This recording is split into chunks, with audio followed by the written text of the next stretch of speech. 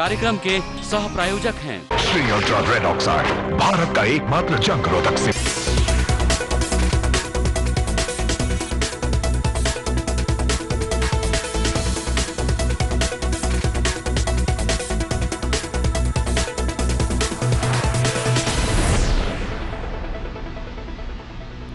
नमस्कार, आमने सामने में आप सभी का बहुत बहुत स्वागत है। और आज हमारे साथ हैं सवाई माधोपुर की नवनिर्वाचित विधायक, जी हाँ, दिया कुमारी। दिया जी, स्वागत आपका। धन्यवाद। कुछ दिन पहले आपके साथ खास मुलाकात किया था जी। तब हमने चर्चा करी थी अगर एमएलए बन गए तो सबसे पहले तो आपको बहुत बहुत बधाइयाँ। बहुत बहुत धन्यवाद। एक चुनावी पूरी जंग लड़के आप आई हैं आगे। जी। तो कैसा रहा ये कैंपेन? आप किसको अपना राइवल मानती हैं? मैं ये आपसे पूछती हूँ, अबरार साहब को या किरोड़ीलाल मीणा को? राइवल, देखिए ये तो पॉलिटिक्स है, इसमें ऑपोजिशन भी होती है। और मैं जो मेरा चुनाव था उसमें मैंने सिर्फ पॉजिटिव पे ध्यान दिया, नेगेटिव पे बिल्कुल ध्यान नहीं दिया, फोकस भी नहीं किया। मैंने बिल्कुल पॉजिटिव पे किया और लोगों से मैंने कनेक्ट किया। लोगों ने मुझे बहुत अच्छी तरह से रिसीव किया, बहुत प्यार दिया, सम्मान, रिस्पेक्ट दिया। मैंने बस, मेरा फोकस वही था और मेरा बेसिक वहाँ जो मुद्दा था वो था डेवलपमेंट, वो था बिल्कुल विकास पे मैंने फोकस किया, बिकॉज उस एरिया का कुछ भी नहीं हुआ कम से कम 20-30 सालों में। चलिए हम ये आपसे पूछते हैं कि तो फिर कौन जीता जी सवाई माधोपुर में? भाजपा जीती, दिया कुमारी जीती या मोदी? देखिए, बिल्कुल भाजपा जीती। मोदी जी का तो है ही, आप जानते ही हैं, पूरे मतलब देश आप पे ऑल ऑफ द असर अबव है। कह रही हैं हम? All of the above, obviously, but Janata, basically it was the Janata which won. I think the people of Sawai Madhopur, उनका ही वो उनकी जीत थी ये, because वहाँ का जो राजनीतिक माहौल रहा है, जातिवाद और रिलीजियस बेस्ड जो पॉलिटिक्स रहा है, उससे बाहर निकल के उन्होंने जो ये फैसला लिया है, ये उन्हीं की जीत है, मैं मानती हूँ। क्योंकि देखिए, मैं ये मानूंगी कि सिर्फ राजस्थान ही, लेकिन एक तरह से पूरे देश की नजरें टिकी हुई थी सवाई माधोपुर के। बड़ा ही, जैसे आपने कहा, एक टिपिकल सा है वहाँ पे। मुस्लिम कम्युनिटी इतनी परसेंटेज है, देन मीना कम्युनिटी इतनी परसेंटेज है, गुज्जर इतनी है, अदर्स इतनी है। तो एक बार तो यहाँ तक कहा गया कि सवाई माधोपुर का कॉन्टेस्ट जो है वो मीना वर्सेस मुस्लिम वर्सेस अदर सवाई माधोपुर जो है उसमें है। लेकिन आप क्या मानते हो? जी, वो तो वहाँ का था ही। जो जब मैं शुरू में वहाँ से कंटेस्ट करने का मैंने फैसला किया, तब ये तो था ही कि वहाँ पर इसी तरह की राजनीति चलती आई है। लेकिन इस बार लोगों ने उससे हटकर फैसला लिया।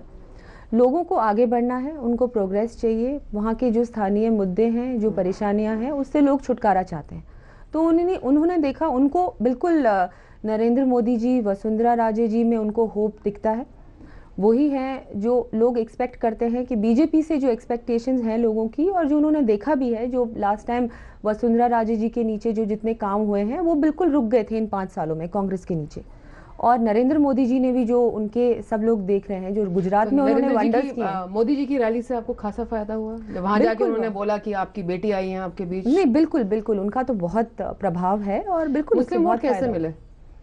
मुस्लिम वोट, देखिए, लोगों ने वहां पर इस बार इतना ये नहीं देखा कि हम हमारी जाति जोधा को अकबर ही का जिक्र नहीं करूं मैं? जोधा अकबर का क्या उसने, नहीं, वो तो लोगों ने ऐसा कुछ नहीं सोचा। लोगों ने बिल्कुल इस पे फोकस किया कि हमारे लिए कौन काम करेगा। और मैंने लोगों को यही कहा कि मैं आपके लिए आई हूँ यहाँ पर, सिर्फ आपका काम करने आई हूँ। जितने भी आपके काम नहीं हुए, रुके हुए हैं, कुछ भी जो आपका जो ये पिछड़ापन है उसे दूर करना है। और लोगों ने इस चीज़ को माना है और उन्होंने मुझ पे विश्वास किया, और मैं पूरी तरह से कोशिश करूंगी कि मैं उनके विश्वास पे खरी उतरूं। करौली और सवाई माधोपुर में बूथ कैप्चरिंग की एक प्रचलन सा रहा है। क्या आप चिंता थे इस बात की आपको कि कहीं बूथ कैप्चरिंग ना हो जाए? और जहाँ पे ये दिखा रहे हैं कि भाई हाँ आपका बहुत अच्छा चल रहा है, बूथ कैप्चरिंग हो जाती है तो सब कुछ खत्म सा हो जाता है। नो, आई वाज़न्ट वरीड, चिंता तो वैसे नहीं थी मुझे। लेकिन ये बिल्कुल वहाँ होता आ रहा है और इस बार भी हुआ कई जगहों पे, गाँव में। तो पर लेकिन मुझे उससे चिंता नहीं थी, क्योंकि मुझे पूरा विश्वास था वहाँ की जनता पे कि जो भी फैसला लेंगे वो बिल्कुल सही फैसला होगा। कैसी रही आपकी कैंपेनिंग? क्योंकि बीच में तो कुछ एक इस तरह से नुक्ताचीनी भी चली, शिफॉन क्लैड चप्पल पहन के घबराती हैं जब धूल भरे लंबे लंबे रास्ते दिख, जैसे आपने कहा डेवलपमेंट नहीं है, सड़कें तो है नहीं जी, उबड़ खाबड़ धूल भरे रास्तों से। नहीं, बिल्कुल वहाँ नहीं घबराई तो मैं बिल्कुल नहीं। मैं बीच में काफी बीमार भी हो गई थी, लेकिन फिर भी मैं पूरी तरह से कमिटेड थी और मैंने पूरी तरह से किया। आई थिंक मैं ही एक प्रत्याशी थी तीनों में से जिसने सबसे ज्यादा मेहनत की वहाँ पर। सड़कों पे मैं ही चली और उसका आपने देख भी लिया। सड़कों पे भी आप चले? जी नहीं, बिल्कुल मैंने कनेक्ट किया, बिल्कुल बाजरे की रोटी भी खाई जी, और बनाई भी जी, और फिर उसकी वजह से आपके ऊपर आपकी फोटोज आ गई कि भाई प्रिंसेस तो रोटियां बना रही हैं। ऐसे भी ताने कैसे गए कि कभी आपने शायद अपने सिटी पैलेस का रसोई देखी नहीं होगी और यहाँ बैठ के रोटियां नहीं, बना ऐसा रही हैं। बिल्कुल नहीं है, मैं बिल्कुल कुक करती हूँ घर पे भी। और नहीं, मुझे लेकिन actually जब आप मजा आ घर रहा पे था। कुक करती हैं तो फिर अखबार उसकी फोटो नहीं छापते, वही बात है। और पेड न्यूज का आपके ऊपर क्वेश्चन मार्क नहीं लगाया जाता, उसके बारे में क्या नहीं, कहेंगे? वो इलेक्शन कमीशन ने हमें नोटिस भेजा था, क्योंकि ऐसा है कि अगर 1 से 2 अखबारों में भी अगर सेम फोटो आ जाती है तो उसको बिल्कुल पेड सही। न्यूज माना जाता है, लेकिन ऐसा बिल्कुल नहीं था, क्योंकि वो फोटो इंटरेस्टिंग थी कि मैं रोटी बना रही थी, लोगों एक ने नॉवेल्टी थी जी। हाँ, इसलिए आज हर तक अखबार आपको ने वो फीते छापी। काटते देखा है सिर्फ। नहीं नहीं, आपने मुझे बहुत और भी काम करते हुए देखा है, लेकिन नहीं, वो आई थिंक अखबार ने उसको बहुत ही इंथुजियाज्म में आके काफी अखबारों ने वो सेम फोटो छाप दी, उससे ऑटोमेटिकली प्रिज्यूम किया गया, पर हमने उसका जवाब दिया कि बिल्कुल पेड न्यूज नहीं थी। मैंने बहुत लोकल लोगों से बात करी जी, तो सबने एक शब्द कहे जो कि मैं कह रही हूँ आपको, and it is a very big complement, कि जब आपके साथ लोग बात कर रहे थे तो उनको किसी भी नहीं तरह नहीं लगा कि एक पूर्व राजघराने की कोई राजकुमारी है उनसे बात कर रहे हैं। बिल्कुल आपने उनके साथ आके इस लेवल पे बात करी। तो आपको बहुत एफर्ट करना पड़ा या आपको वहाँ जाके वाकई ऐसा लगा कि नहीं मैं तो अपने ही घर में हूँ और ये मेरे ही लोग हैं? नहीं नहीं, बिल्कुल ऐसा मुझे एफर्ट नहीं करना पड़ा, मुझे बिल्कुल बहुत ही अच्छा लगा, अपने परिवार जैसा ही लगा। लोगों ने मुझे बहुत रिस्पेक्ट दिया, बहुत प्यार दिया, मतलब मुझे खुद को लग रहा था कि ये लोग मुझे इतना अच्छी तरह से रिसीव कर रहे हैं, प्यार दे रहे हैं। बिल्कुल नहीं, मुझे बिल्कुल अपनापन लगा वहाँ, बहुत अच्छा लगा, और एफर्ट बिल्कुल नहीं था।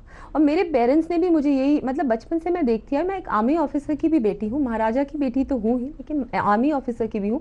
नॉर्मल लाइफ जी है मैंने, दिल्ली में रही हूँ, ऐसा कुछ नहीं है, मैं एक साधारण हर महिला की तरह मैं भी एक नॉर्मल पर्सन हूँ, तो बिल्कुल मैं उनके साथ नॉर्मल थी, जैसे वो मेरे साथ थे मैं उनके साथ थी। कैंपेनिंग का आपको सबसे अच्छी क्या याद है? गांव में बहुत मज़े आए मुझे, क्योंकि लोगों ने गाने गाए, मेरे नाम से उन्होंने बहुत गाने बनाए, फिर मुझे उन सबके घर में गई, उनके साथ मैंने खाना खाया, उन्होंने बहुत बहुत मुझे अच्छा लगा। कैंपेनिंग बहुत मज़ेदार था एक्चुअली, ग्रेट एक्सपीरियंस।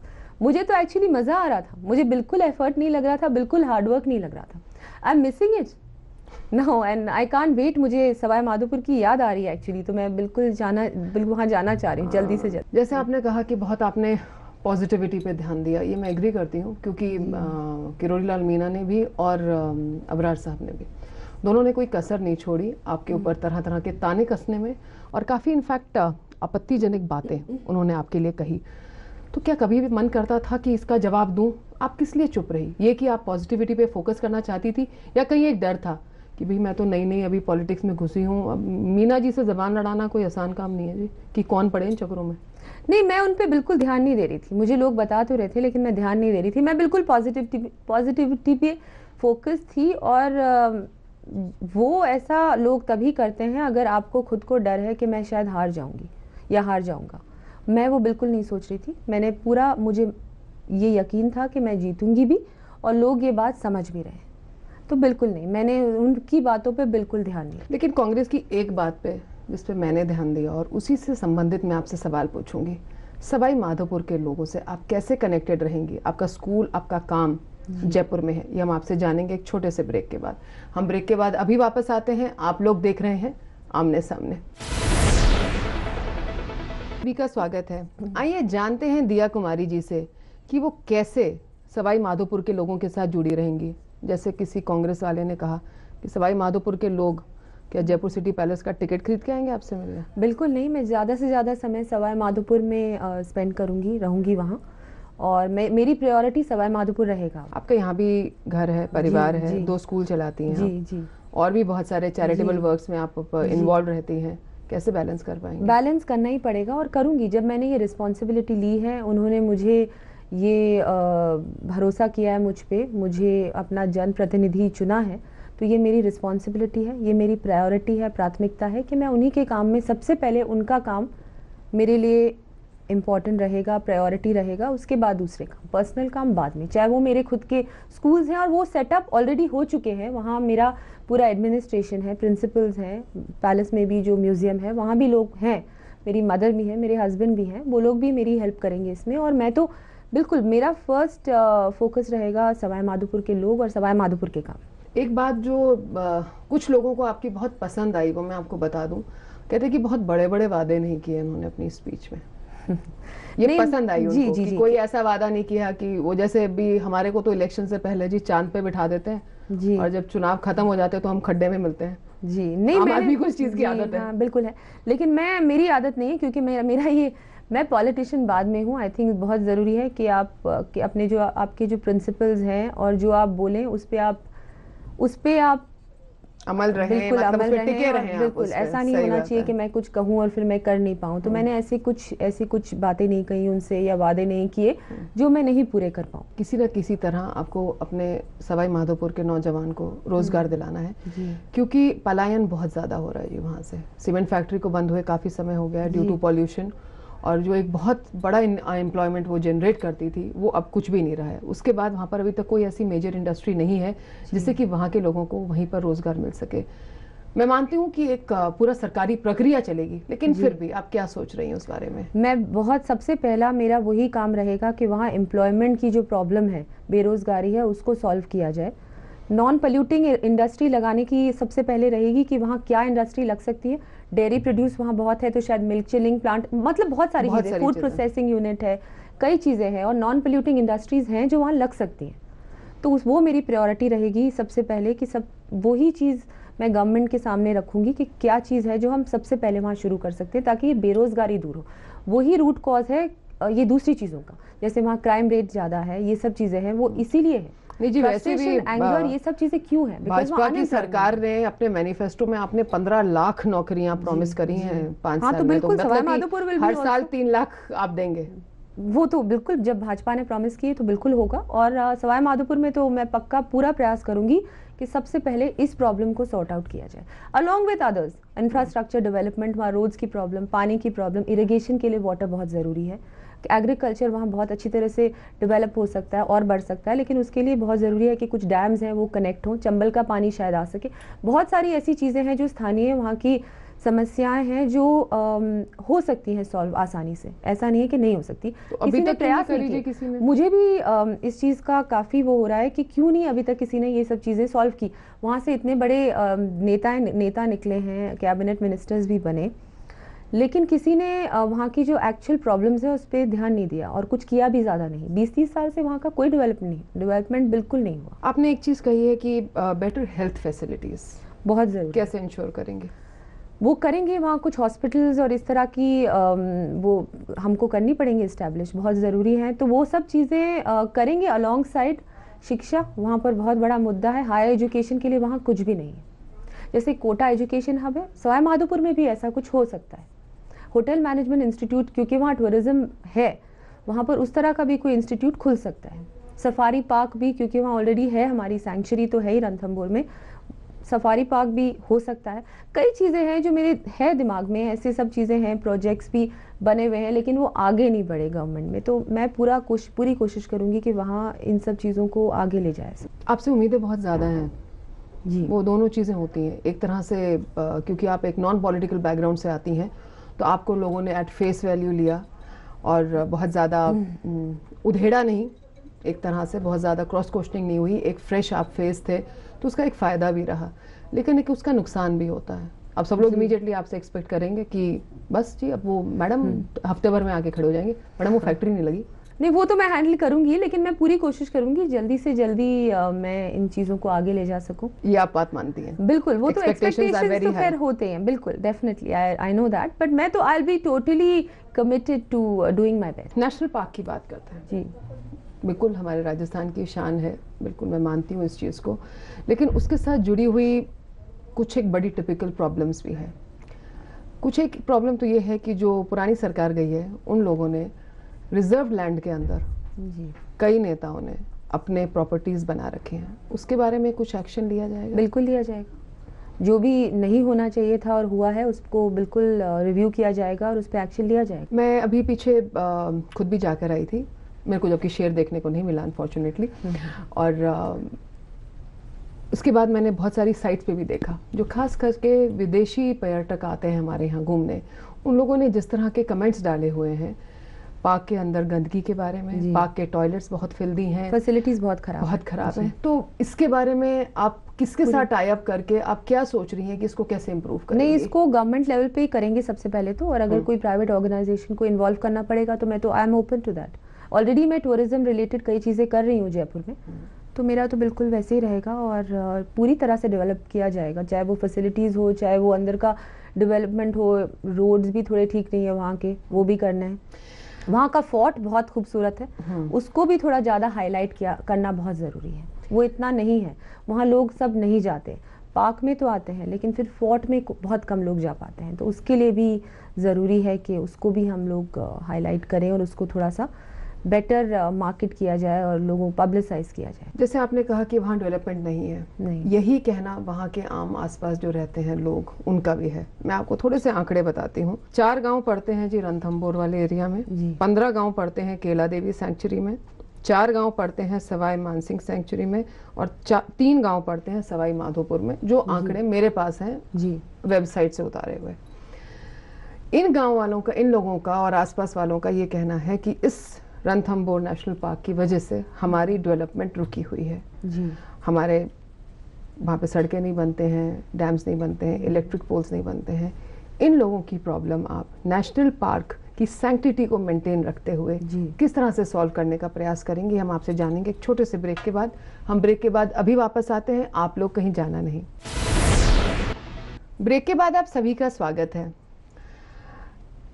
ये बहुत सारे इश्यूज़ हैं, जैसे मैंने आपको बताया कि जो गांव उसके अंदर है वहाँ पर उनके भी हैं, जो आसपास के हैं उनके भी हैं, कि भाई डेवलपमेंट नहीं होती है, कई लोग ग्रेजिंग करते हैं, एग्रीकल्चर में हैं। तो इनकी प्रॉब्लम्स को आप नेशनल पार्क की सैंक्टिटी को रखते हुए किस तरह बैलेंस कर पाओगे? क्योंकि देखिए अब सब उमड़ कर आएंगे आपके पास, उनको लगेगा सारे सोल्यूशन है जी। बिल्कुल बिल्कुल, हाँ वो एक्सपेक्ट तो बहुत एक्सपेक्टेशंस हैं। नहीं, मैं पूरी तरह से एक एक जो समस्या है, बिकॉज सबकी अलग अलग है, ऐसा तो है नहीं कि सब एक जॉइंट समस्या है कि भाई यही एक चीज है, अलग अलग समस्या है हर गाँव की। तो उसको बिल्कुल लिया जाएगा, एक प्रॉपर सर्वे बनाएंगे वहाँ की एक्चुअल में क्या क्या है सबकी प्रॉब्लम्स, और उसको मैं आगे रखूंगी।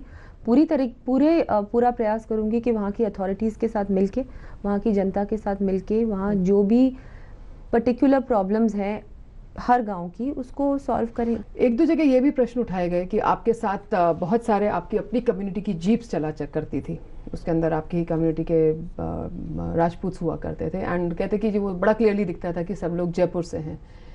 तो ये आपकी जो कैंपेनिंग थी, ये इनिशियली आपने खुद हैंडल करी है, क्योंकि आप पॉलिटिकली रॉ थे कि भाई ये बीजेपी से कोई आपको गाइड करता रहा कॉन्स्टेंटली? How was it?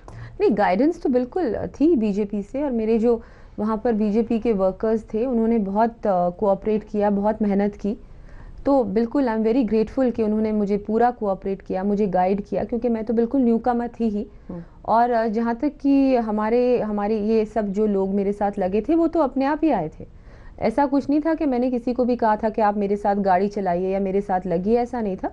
जो भी हमारे साथ आना चाहते थे कैंपेनिंग के लिए वो लोग अपने इंडिपेंडेंटली आए थे, सिर्फ राजपूत ही नहीं थे, सभी कम्युनिटीज़ के थे, जो भी फ्रेंड्स वेल विशर्स थे, जिसको भी हमारे साथ आना था वो अपने आप आ रहे थे, वो अपना खुद का कर रहे थे कैंपेनिंग। जो पूर्व राजकुमारियां हैं वो बीजेपी में क्यों आते हैं जी, कांग्रेस में क्यों नहीं आते? पर ऐसा नहीं है, बहुत हैं जो कांग्रेस में भी हैं, राजस्थान में भी हैं। चंद्रेश कुमारी आप देख लीजिए जोधपुर से, वो तो कांग्रेस में है। भाजपा की लिस्ट लंबी है जी। भाजपा की लिस्ट पता नहीं ऐसा क्यों है, लेकिन शायद कई ऐसी चीज़ें हैं जो भाजपा की जो विचारधारा है और जो उनके थिंकिंग जैसा उनका वो है, उससे शायद ज़्यादा सहमत हो इंडिविजुअल बेसिस पर। है मुझे लगता है ऐसा ही है, जनरलाइज ना ही करें। नहीं, क्योंकि कांग्रेस में भी बहुत है जो रॉयल फैमिली से हैं लोग। 162 ये लास्ट काउंट आपका था, काफी देर अटका रहा, क्यों? बीच में वो एक तो पोस्टल बैलेट की, आप कहाँ थे उस समय? मैं वहाँ नहीं थी, मैं मेरे वहीं पर थी, हमारा जो वहाँ प्रॉपर्टी है वहीं थी मैं, मतलब सवाई माधोपुर में थे, लेकिन काउंटिंग स्टेशन पे नहीं थी। वो समझदारी है। यस, तो नहीं, काफी ऊपर नीचे जा रहा था, क्योंकि वहाँ का ऐसा ही है, क्योंकि गांव में कई किसी और को बढ़त मिलती है, फिर शहर में किसी और को, तो इस तरह का वहाँ रहता ही है। वैसे काउंटिंग वहाँ का जो वोटिंग का जो तरीका है, जो जिस तरह से वोटिंग होती है वो उसी तरह से होती है कि किसी को अगर कोई गांव है, हो सकता है कि एक ही पार्टी को वोट करे, कोई और किसी और को वोट करे, तो वहाँ के ट्रेंड्स ऐसे ही हैं। और आपने स्टडी करे होंगे उसके बाद भी ये ट्रेंड्स? जी जी जी। तो जहाँ से आपको वोट नहीं मिले भाजपा को वोट नहीं मिले, चलिए मैं ऐसे कह देती हूँ, वहां पर आप क्या सोच रहे हो कि अगले 6 महीने में आप कैसे काम करोगी? कम से कम वो लोग लोकसभा के जो आने वाले इलेक्शंस हैं 2014 में, वो लोग तब भाजपा के लिए वोट करें, क्योंकि वो तो वसुंधरा जी ने अभी सब भाजपा वालों को सौंप दिया है कि अब अगला कदम है मोदी जी एज पीएम। जी आप क्या नहीं, करोगे? मैं पूरा प्रयास करूंगी कि उन लोगों को ये चीज़ समझाऊं कि बहुत ज़रूरी है कि वो भी ये चीज़ देखें कि अगर उन्हें आगे बढ़ना है तो ये सब जातिवाद से निकले बाहर और डेवलपमेंट की ओर देखें। और मैं भी उन गाँव में देखूंगी कि उन्होंने क्यों नहीं वोट किया बीजेपी को, तो मैं जाके उनसे मिलूंगी, देखूंगी कि उनकी ऐसी क्या परेशानियां हैं, वो क्यों नहीं भरोसा करते कि हम लोग उनको आगे ले जा सकते हैं, या हम पे उनको क्यों नहीं है विश्वास। तो मैं उनका विश्वास जीतने की पूरी कोशिश करूंगी। जैसे मैंने कहा, बैप्टिज्म बाय फायर, वसुंधरा जी ने बदला लिया आपके थ्रू किरोड़ी लाल मीणा से? ऐसा तो नहीं था, आई थिंक खासे अगेंस्ट थे जी उनके। वो तो खैर ऐसा मैं तो नहीं मानती, क्योंकि हमारे फैमिली का वहाँ से बहुत कनेक्शन है। मतलब ऐसा नहीं है कि मैं वहाँ से बाहरी उम्मीदवार थी, ऐसा बिल्कुल नहीं था। हमारी फैमिली ने फाउंड तो किया ही था सवाई माधोपुर को, जो मेरे एंसेस्टर थे, लेकिन हमारा कनेक्शन बहुत रहा है। मेरी जो दादी जी थी, गायत्री देवी जी, उन्होंने भी बहुत कुछ किया सवाई माधोपुर के लिए। और जो वहाँ का ओल्डर जनरेशन है, वहाँ के जो बुजुर्ग हैं, वो उनको बहुत अच्छा उनके साथ उनका रिश्ता था, उनका मिलना जुलना था। तो वो सब चीजें अभी मैंने देखी, होम कमिंग फॉर टोटली। सो ऐसा नहीं था कि उन्होंने मुझे वहां भेजा और कोई और मकसद के लिए या कोई नहीं। मैं तो जी आपको स्ट्रॉन्ग कैंडिडेट ही बता रही हूँ कि इतने एक ओल्ड पॉलिटिशियन और किरोड़ी लाल मीणा के सामने आपको खड़ा किया, तो एक मेरे ख्याल से मंत्रालय तो बनता है। अब मैं तो देखिए, मैंने तो मेरा पूरा काम किया है और मुझे जो भी रिस्पॉन्सिबिलिटी दी जाएगी मैं उसे पूरी तरह से निभाऊंगी। और मैं वो सब चीज़ें अभी नहीं देख रही हूँ, मुझे तो मेरा काम करना है। और जो मुझे यहाँ के लोगों ने मुझ पे विश्वास किया है, भरोसा किया है, उसको मैं पूरी तरह से निभाने की कोशिश करूँगी। आने वाले 5 सालों के लिए आपको बहुत बहुत शुभकामनाएं। बहुत बहुत धन्यवाद। तो ये थी दिया कुमारी जी आमने सामने में। अगले रविवार हम फिर होंगे आपके बीच, तब तक हमें इजाज़त दीजिए। जय हिंद।